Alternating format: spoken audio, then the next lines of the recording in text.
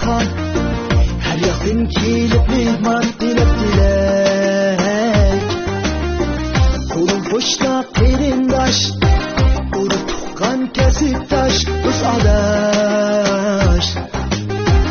Geldi bas-basga yetib, o'tloq salomlar etib, aldirash.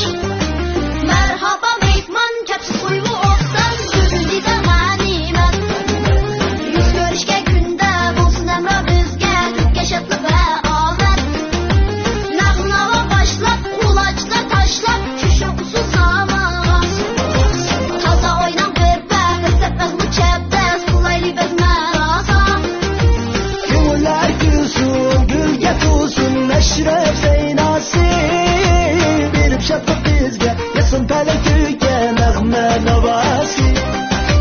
Ko'ngillar gulsun, gulga to'lsin, ashraf zaynasi. Berib shodlik bizga, yasin palakuyga nag'ma navosi.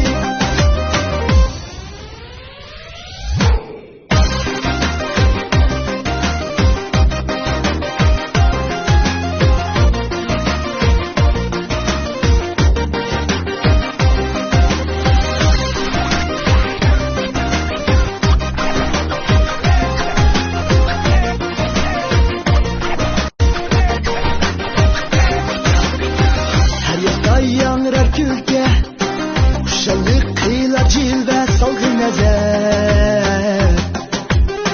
Mashrab bizga bir maktab, o'rgatiydi adab axloq, dillar kular.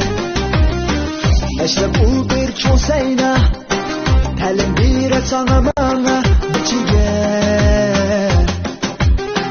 O'rgatar bizga fazilat, undan topimiz izzat olamcha.